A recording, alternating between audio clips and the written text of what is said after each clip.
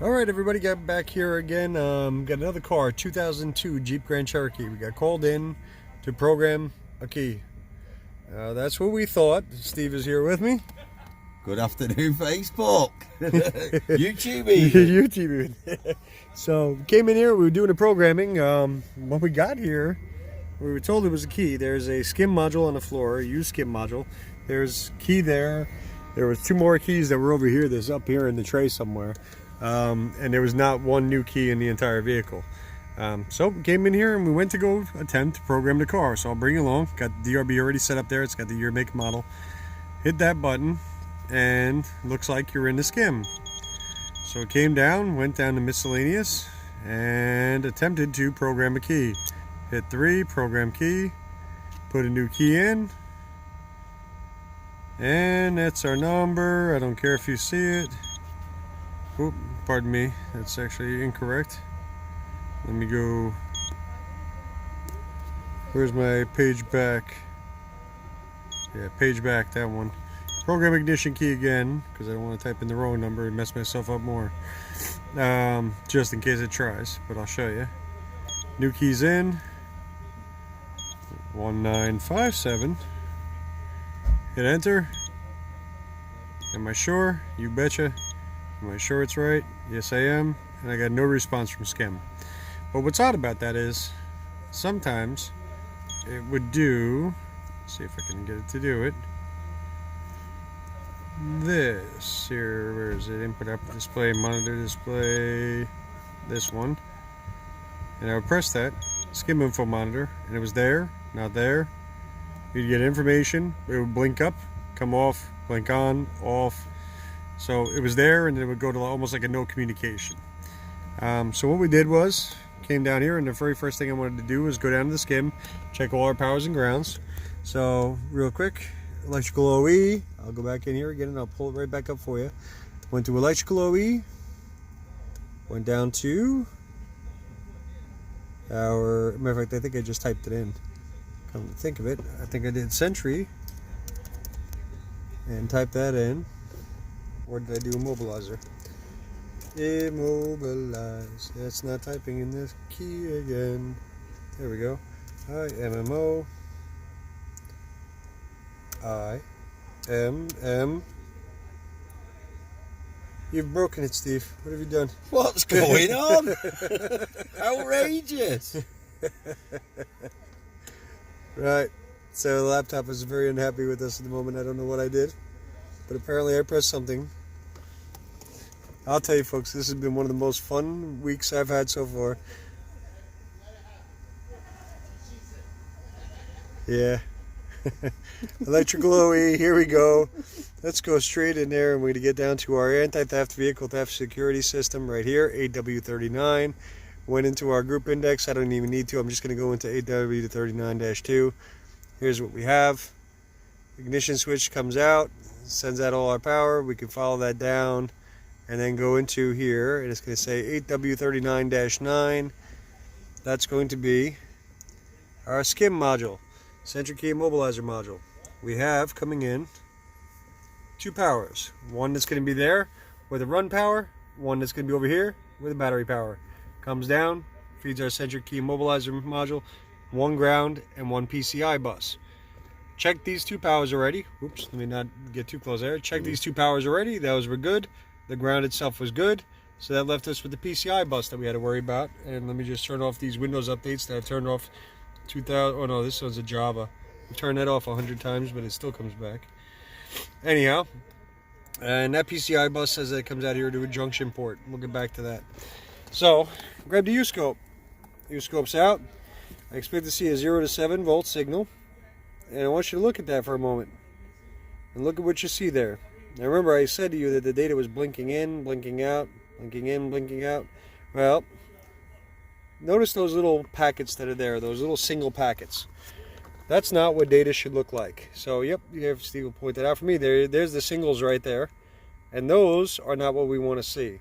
So I'm going to lower that time down a little bit more just so you can see. But it's actually nothing more than a little single byte that's just getting thrown out there. That interrupts, let me go back up again, those larger packets those big group packets that are here floating back and forth. Now those group packets are what I expect to see, big blocks of packets coming around. So the next step was, obviously, pull up the bus communication. So we'll go back a moment. Let's get that out of there, close that one, and we'll go back to our electrical OE.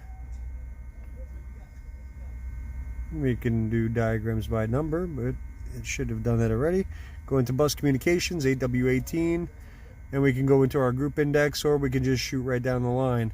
So coming out of there, we're going to look for our PCI bus line. Left-hand drive, we have our transmission control module, our ECM module here for diesel, which is what it says, right? It says transmission control module or ECM diesel.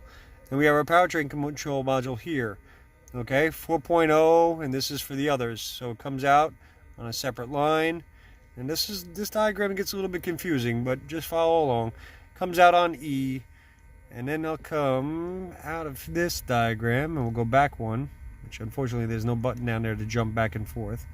But we'll go out of that one and back into number 4. And number 4, let me zoom that one in a little bit. We come in on E, which we saw before. That comes down, it feeds into our diagnostic junction port and also a splice that goes into our skim. So between our PCM and our skim, that's one of the data links that are there. And then this one here comes all the way out into the diagnostic junction port. Okay, I'm going to give you guys a little tip. That diagnostic junction port that's supposed to be down there at this base of the steering column, which would sit all the way down, literally right by where the steering shaft is, right on the little plate. You'll see that there's a metal plate under there. Well, it doesn't exist on this car. And probably because it's a very basic setup. This one doesn't have any automatic climate control. It doesn't have any of that nonsense. So what we had to do was we had to go around module by module and start unplugging things. Which didn't take too long, luckily, because half of the screws were missing anyway. I wonder how that happened. Would you refer to that? The screw fairy, was it? Yeah, the screw fairy. Close relation to the fuse fairy. Eric knows the fuse fairy well. So anyhow, so we went out there and we did all that. So what I'm going to do is I'm going to keep focused on here, and if I could ask Mr. Steve to go outside there and take care of our issue for us, what you'll see is watch those packets, and boom, we're back over to regular packets of data. We have our groupings again. I can zoom those in for you just so we can get a better look at them. Did we fix it, Keith? I think we did. Awesome. And there we are, better packets of data. We'll come back over here. Remember, we're still set up on the skim. Let me get that to focus. Hello. Focus indeed. No, you don't want to focus? There we go. Alright, and we'll come in here and we'll do the same exact thing there. We'll look into monitor display. Click on that, skim info monitor. Key status, skim warning, skis failure. Nope, it's not updating yet. Let's go back out. It may be still stuck in that last grouping. Let's go into read DTCs. See if we can get that to pick up now. Yep. And when no response, skim detected. No response, skim detected. Yeah, so it's still stuck in that old mode. Let me get out of that again. I'll have to enter back in again. Do read DTCs. Oh my goodness, I'm almost up to 9 minutes, Steve. 9 minutes? Yeah, no DTCs detected. Huh. And that's that. So, let's see here.